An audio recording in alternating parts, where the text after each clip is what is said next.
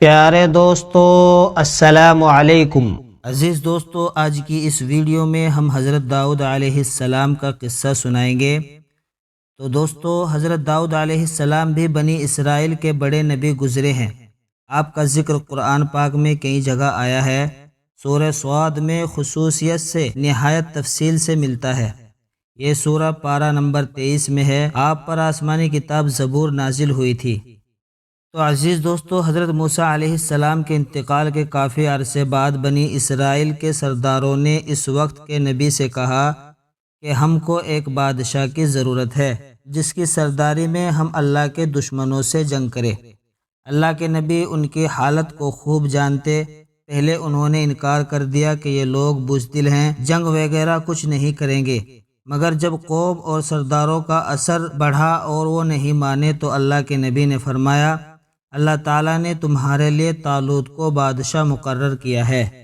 حضرت طالوت ایک غریب آدمی تھے۔ سردار امیر لوگ طالوت کا نام سنتے ہی ناراض ہو گئے کہ سرداری اور بادشاہت تو ہمارا حق تھا، یہ غریب آدمی کو کیسے مل گیا؟ حضرت طالوت بڑے عالم، عابد، جنگ کے ماہر اور بڑے بہادر طاقتور آدمی تھے، اس لیے اللہ نے ان کو بادشاہ مقرر کیا تھا۔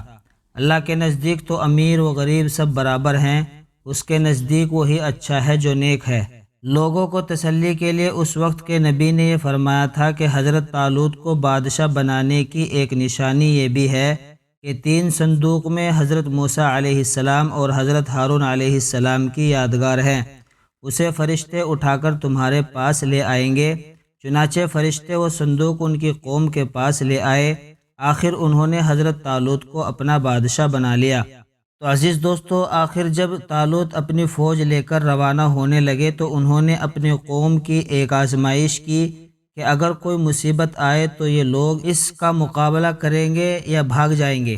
انہوں نے کہا کہ آگے چل کر پانی کی ایک نہر آئے گی، جس نے اس کا پانی پی لیا اس کو مجھ سے کوئی تعلق نہ ہوگا، میرا آدمی وہ ہے جو اس میں سے نہ پیے، زیادہ سے زیادہ 1 چلو پانی کی اجازت ہے۔ مگر جب نہر پر پہنچے تو چند لوگوں کے سوا سب نے خوب پانی پی لیا۔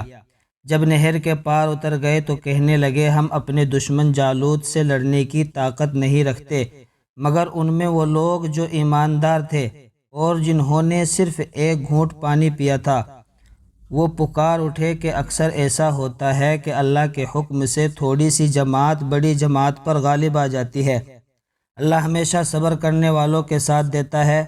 جب یہ لوگ جالوت کے لشکر کے سامنے آئے تو دعا کی کہ اے ہمارے رب، ہمیں اپنے پاس سے صبر عطا کر کے مر مٹے مگر دشمن سے ڈر کر پیچھے نہ ہٹے، ہمارے پاؤں جمائے رکھ اور ہمیں فتح دے۔ پھر اللہ کے حکم سے انہوں نے دشمن کو شکست دی۔ حضرت طالوت علیہ السلام کے بعد حضرت داؤد علیہ السلام کو اللہ نے حکومت عطا کی، اور حکومت بھی ایسی عطا کی کہ انسانوں کے ساتھ پہاڑوں اور پرندوں کو بھی ان کا فرما بردار کر دیا۔ ان کو دانائی اور مقدموں کے فیصلے کرنے کی لیاقت بخشی، پھر بھی وہ اللہ کی عبادت ہر وقت کرتے رہے۔ اللہ نے ان کو حکم دیا تھا کہ پوری زرہیں بنائیں، کڑیوں کو جوڑنے میں مناسب انداز کا خیال رکھے اور اپنی زندگی نیک کاموں پر خرچ کرے۔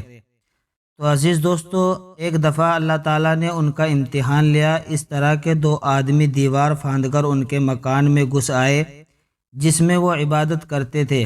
آپ نے انہیں دیکھا تو گھبرا گئے۔ انہوں نے کہا، آپ گھبرائے نہیں، ہم اپنا جھگڑا لے کر آئے ہیں۔ میرے اس بھائی کے پاس 99 دمبیاں ہیں اور میرے پاس صرف 1 ہے، اب یہ 1 دمبی کو بھی لینا چاہتا ہے، آپ انصاف کے ساتھ فیصلہ کریں۔ آپ نے فرمایا کہ جو تم سے دمبی مانگ رہا ہے اس میں یہ زیادتی پر ہے، اور اکثر شریک ایک دوسرے پر زیادتی کرتے ہیں۔ البتہ جو لوگ اللہ پر ایمان رکھتے ہیں اور نیک کام کرتے ہیں وہ اس زیادتی سے بچ جاتے ہیں، مگر ایسے شریک بہت کم ہوتے ہیں۔ جب یہ لوگ چلے گئے تو آپ کو خیال گزرا کہ اللہ نے یہ میرا امتحان لیا ہے۔ انہوں نے توبہ کی، سجدے میں گر پڑے اور اللہ کی طرف توجہ کی۔ اللہ تعالیٰ نے فرمایا کہ اے داؤد، ہم نے تمہیں اس زمین کا خلیفہ بنایا ہے، لوگوں میں انصاف کرنا اور اپنی خواہش پر نہ چلنا، ورنہ اللہ کی راہ سے بھٹک جاؤ گے۔ تو عزیز دوستو، حضرت داؤد علیہ السلام کے قصے میں ہم کو یہ سبق ملتا ہے مسلمانوں کے بادشاہ کے لیے امیر ہونا ضروری نہیں، بلکہ اس کا عالم، طاقتور و بہادر اور لڑائی کے طریقے معلوم ہونے چاہیے۔ جیسے حضرت طالوت کو غریب آدمی تھے مگر یہ سب خوبیاں ان میں موجود تھی، اللہ تعالیٰ نے ان کو بادشاہ بنایا۔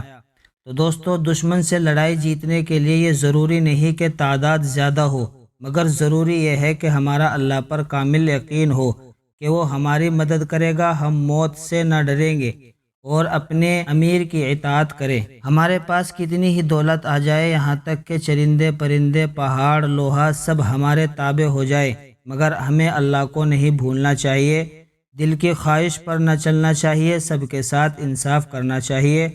تو میرے دوستو، میرے پیارو، یہ تھی حضرت داؤد اور حضرت طالوت کا قصہ جو میں نے آپ حضرات کو سنایا ہے۔ اگر آپ ایسی ہی اور ویڈیوز دیکھنا چاہتے ہیں تو ہمارے چینل عادل وائس آفیشیل کو سبسکرائب کریں، بیل آئیکن کو پریس کریں تاکہ آنے والی ویڈیو سے آپ باخبر رہ سکیں۔ ایسی ہی ویڈیوز دیکھنے کے لیے ملتے ہیں ایک اور نئی ویڈیو میں، تب تک کے لیے خدا حافظ۔